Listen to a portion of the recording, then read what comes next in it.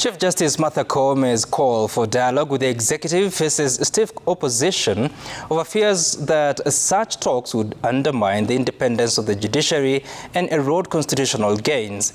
The Law Society of Kenya President Eric Theuri and constitutional law expert Bobby Mkangi say the Supreme Law provides operational framework to handle complaints against judicial officers, cautioning CJ Koome that a meeting with the executive arm of government will be a green light for politicians to harass judges and magistrates in public. Ayub reports.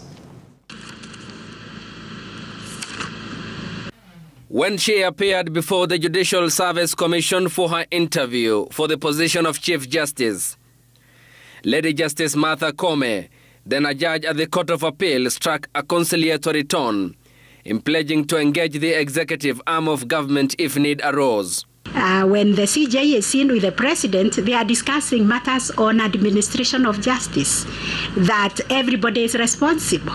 It's not a beauty contest who serves Kenya better, as if the executive, the judiciary. We are all in it. So if the judiciary is failing, the economy is failing because disputes are not being resolved.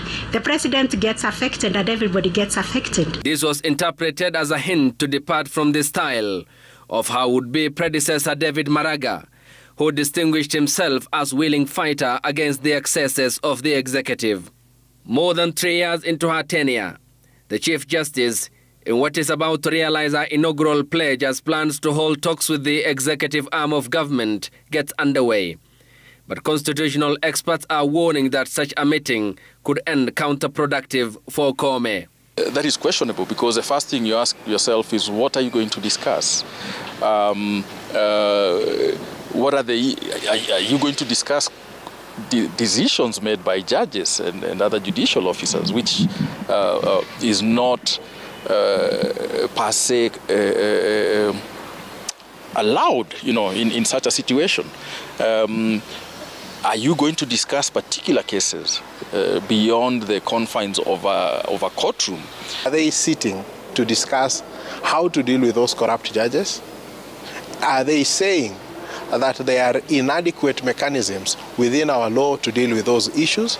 And so we find that there can only be one end to this discussion, an end towards deal-making, an end towards subverting the Constitution. Koome's call for talks and the subsequent acceptance by President William Ruto has also occasioned fears of the blurring of the line between the arms of government. And this also notion of the arms of state need to function in harmony. They only function in harmony when they keep to their lanes and do what Kenyans commanded them to do within the Constitution. That is the harmony Kenyans want.